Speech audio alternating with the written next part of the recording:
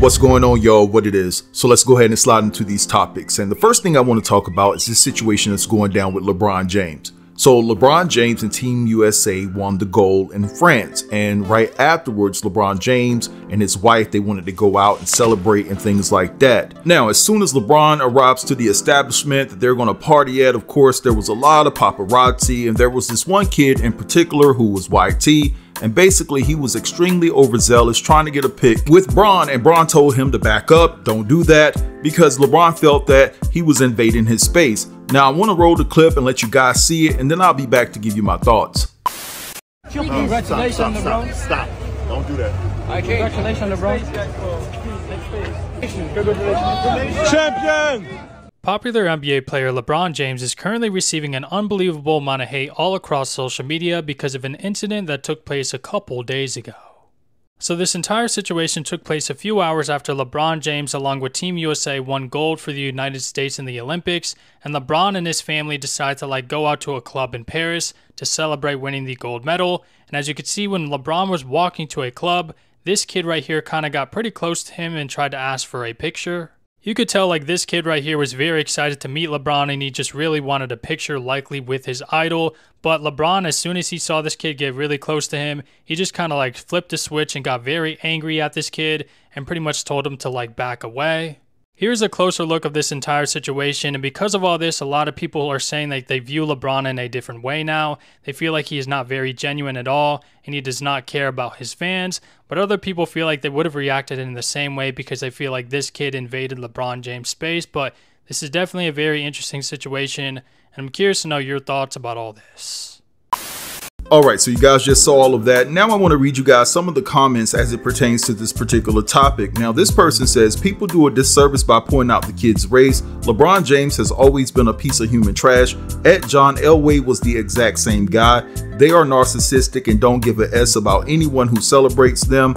At King James, you are the king of S. Then this person says, important lesson for the kid, don't idolize celebrities, especially bassists, and I'm paraphrasing there, a-holes like LeBron James. Then this person says, LeBron James tells a YT kid who's a fan to back the F up and get out the way so he can celebrate his gold medal. What a complete piece of S. And last but not least, this person says LeBron James is a clown after yelling at a kid to stop after he wanted a picture with him and then begins to dance. Open your eye to real bassism, and I'm paraphrasing again there. Alright, so you guys just saw and heard all of that, and honestly those were the cleanest comments that I could read to you all because they're going in on LeBron, calling LeBron everything but the child of God. It's really sick and despicable, you know what I'm saying? But anyway, this is my take on the particular situation. I personally believe the reason why LeBron James was acting that way, understand they just finished beating France to win gold, right? Now, let me remind you guys what happened right after Team USA won gold. There was that interesting situation that took place with Ayesha Curry and Steph Curry's mom, where they were confronted by the France PO, and basically the France PO put pause on Steph and Ayesha Curry's 3-month-old. And all that Ayesha and Sonya was trying to do was to get the 3-month-old across the street so they can get into the car and get the hell out of there. And yet the France POs were being nasty, very confrontational, and they did the most. And so I think this information got back to LeBron that Steph Curry's little one was violated, and by the time he reached the restaurant or the club or whatever, he was already hotter than fish grease, and he already made up in his mind that he wasn't signing any autographs. I don't care who the fan was. I'm not taking any pictures. I'm not doing Nathan out here. Because I have a teammate and his family, they done been through a brutal ordeal out here, and they've been disrespected to the 10th power, so hell nah, I ain't doing nothing. And just think about it, how it would look. You just got word that a teammate's 3-month-old has been violated, and you out here signing autographs, teenagers' autographs and things like that. Nah, I just think that LeBron stood in solidarity with Steph Curry on this. I'm just keeping it real. He wasn't in the mood to play because of what Steph Curry's family endured, and it is what it is. If you mad, stay mad. Now, given LeBron's public persona and how he presents himself, he probably tried to make it right with the kid, and that's his business. He a grown man. But at that particular time, I just believe that LeBron James was standing on business, and he was just sending a message out there like, what y'all did to Steph Curry's family was effed up, and I'm not signing any autographs, and I'm not taking any pictures at this time. But anyway, let's transition, and I want to talk about 45. So guys, listen, first and foremost, I just want to ask this question. I know I have people that watch me that are 45 supporters. I want you guys to genuinely drop down and respectfully drop down in the comments and let me know, why are you choosing to vote for 45? And please, if you don't mind, give me another excuse other than the fact that you feel that it's time to get off the Democratic plantation based off of the fact that they use us and pander to us to get our votes, and you rather vote Republican. Let me tell you something, guys. Both Republican and the Democratic Party, they're both plantations. It's just one just puts it out there that says, hey, I'm not doing anything for you. But the other one seems to deceive you and says, hey, I'm going to do this for you just to get your vote. All right. They're both plantations that don't have our interest at heart. And so I don't understand for the life of me why my fellow melanated brothers and sisters are going to vote for 45, or at least you're leaning that way, because at the end of the day, this dude is trying to end our democracy. Don't think for one moment if you vote Republican like it's all safe for us. It's not safe. It's more dangerous for us at this particular time. But you have the right to vote for whoever you want to vote for. And I'm not trying to take that away, and I'm not trying to sway your decision. But I'm just saying, this dude in 45 did an interview with Elon Musk last night on X. And basically he talked about the fact that he wants to end the Department of Education. He's already in the business of violating women and their privacy, trying to tell women what decisions that they can make with their bodies. You know what I'm saying? Like, what the hell? He wants to end free lunch for kids. And on top of that, trying to decrease the age of when a man can marry a woman. That's particularly strange. You know what I'm saying? And just disgusting. Like, it's a whole plethora of things that I believe that some people are trying to overlook because they're scorned by the Democratic Party based off of all the things that the Democratic Party promised to melanated people. And I'm going to keep it real with y'all. The Democratic Party has been reneging on their promises for years. You know, ever since I can remember, everything that they promised us, that it hasn't come to fruition. We're just going to keep it all the way real here. But the answer is not running to the right, because they're not going to do anything for us. You know what the answer is? The answer is for all melanated individuals in this world to look in the mirror and demand more of yourself, because that's where the answer is. We have not came together and done anything, because honestly, all we've done is conform to everything that the government want us to do. They have us voting for them. And both parties don't even have our interests at heart. Like, that is so crazy to me. And so until we come together collectively and come up with a plan that promotes our progression without disrespecting any other communities and things like that, every 4 years, we're going to be in the same boat talking about we have to vote for the lesser evil. Aren't you tired of doing that? Aren't you tired of doing that? Why can't we put ourselves in position so we don't have to depend on anyone but ourselves? And low key, I feel like some of my melanated brothers and sisters are in the business of supporting 45 and having this loyalty towards him because y'all revere the man, because you got a stimulus check underneath him. I mean, a stimmy. That is what is going to keep you guys interested or keep you guys loyal to him, because you got a stimmy from him. Listen, they owe us much more than a stimulus check. And the last time I checked, melanated individuals weren't the only groups of people that got a stimulus check. There was a whole host of other communities that got a stimulus check. It just wasn't you.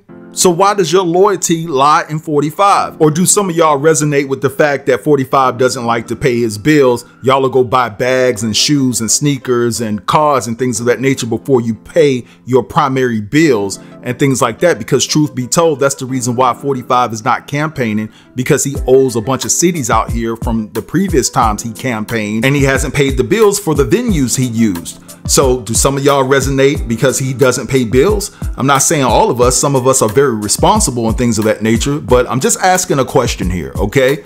But anyway, guys, I want to talk about the news that dropped yesterday, because come to find out, 45 is flying the friendly skies using Jeffrey Epsteen's, and I'm paraphrasing here, old plane. I want you guys to check out these clips and I'll be back. Breaking news, it has been confirmed that Donald Trump has been flying in Jeffrey Epstein's old plane. Yes, that Jeffrey Epstein. You know, the guy Donald Trump used to be pals with, the guy that Donald Trump used to fly around with. If you missed it over the weekend, Donald Trump's plane, Trump Force One, was grounded because of mechanical issues. And so, of course, he had to get a new plane and charter a private plane. And which plane does he choose? That plane, of all the planes he could choose. And why not? It's something that he would be comfortable with, that he would know the interior of, he's familiar with. But this just is further evidence that somebody within the Trump campaign does not like him, or multiple people. We had the Titanic song being played during a rally. Now we have this. We have them saying, hey, let's charter a plane. Let's get Jeffrey Epstein's plane. Who cares about the optics? The people around Donald Trump do not like him. That should give you all the signs you need not to vote for him. But again, I just find it very funny. The plane he chooses and he agreed to go along with is his plane. Why is Trump flying around in Epstein's old plane? Here's his plane from this past Saturday. As you can see on the front, branded Trump 2024. On the back, on the tail, N550CP. N550CP with the serial number 5173. That's the plane he's on, and he's riding around in. But that plane was previously registered under a different number. Serial number 5173 was previously registered as N212JE, which was this guy's old plane. N212JE. It must be because these two guys don't know each other. Or maybe he's just got a lot of fond memories on that plane. That's weird. That's suspicious.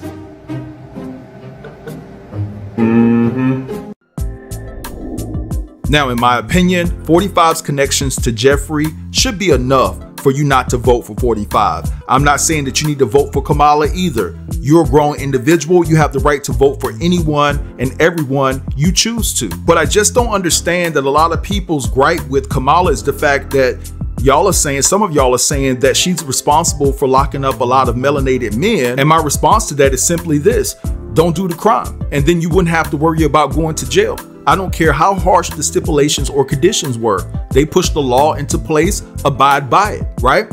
That's the real issue right there. But y'all don't want to look over that with Kamala, but you can look over what 45 has done and the individuals that he has ties to. 45 has partied with Jeffrey a multitude of times. His name is listed on Jeffrey's flight logs. And now you're flying the friendly skies with Jeffrey's old plane. You know, that plane has so many good memories, I guess, if you're 45 and other people that condone his behavior. But make no mistake about it, it has a lot of bad memories for those underage girls and boys that were on that plane going to wherever and didn't know where the hell they were going. And God knows what happened to them when they got there. 45 is parading that plane around like it's some type of souvenir. But anyway, let's transition. And I want to talk about Tafari Campbell. Tafari Campbell was the ex-chef of the Obamas, and he passed away at the age of 45, and he was paddleboarding at the Obamas estate. I believe it's in Massachusetts, and it's called Martha's Vineyard, right? Now, when this unfortunate tragedy first happened, there was some murky details surrounding this situation. For one, when Tarif was out there paddleboarding, he was not out there by himself when the accident took place. There was somebody else with him, and the authorities failed to disclose that information. They also failed to disclose the details surrounding the 911 call that was made to report that a situation had happened, that Tarif was missing or whatever. They're saying that someone said that they saw Tarif go under, and later on, no, the next day he was found in 8 feet of water. Now, Tarif was an avid swimmer, and that just doesn't sound right, and the water was shallow. A lot of people was pointing that out. So when Tarif passed away, they were also saying that Obama's doctor is the one that conducted the autopsy. Now, they did come out and debunk it and say that that wasn't true, but I'm being told on the low that Obama's doctor was the individual that conducted the autopsy on Tarif Campbell. Now, I got this crazy email, guys, and I have a plethora of emails about this situation, but this is the most cleanest email that I feel that I can bring to you all and read it on this dignified platform. So guys, I want to take the time to first say, before I convey any of this information, that this information is all alleged, okay? Everything that I'm about to read to you is all alleged. It's very heavy, all right? So it says here, greetings, I'm contacting you to give you some insight to why Diddy is being targeted. Before I move forward, I would like to introduce myself as a credible source with more connections to the industry than most. I'm the former chief executive for Blank Group. If you Google that information, you will see who I am exactly. I will demand up front that you do not disclose who I am, nor do I consent to you exposing my previous employer. If the above requests are violated, you will be subject to legal consequences. Now that we've gotten that out the way, let me advise you on what's going on. Tafari Campbell, who was the chef for Obama's, was writing a tell-all book about his experience and down-low relationship he had with Obama. Tafari also has slept with Diddy on several occasions. Diddy has told close associates of his that he and Tafari were nothing more than cordial to one another, but a video that was seized from his LA mansion says otherwise. Diddy and Tafari had multiple conversations about the tell-all book he was writing about Obama, and Diddy showed concern and lured him with kindness and generosity, which led to Tafari sharing video and excerpts that included his secret love life with Obama. Tafari also shared private emails between the two and Oprah's huge trafficking ring. Diddy disclosed this information to the wrong person and word got back to Obama's camp. Some say Diddy told Jay-Z and Jay warned the Obamas. Remember, legal ramifications will be made if you expose who I am. I felt the need to reach out to you only because I know who you are getting your information from, and that says a lot about you if he trusts you. Alright, so you guys just heard all of that, and again, I don't know this information to be factual, but I will say that I am dealing with a heavyweight that pushed this information forward to me, and so I just don't know what to say about it, but this is the information that was given to me. You can take whatever you want from it and do what the hell you want, but I'm just going to draw the line here. I want you guys to drop down in the comments and let me know about how you feel about everything that was discussed within this video. Don't forget to like, comment, share, and subscribe, and until next time, peace.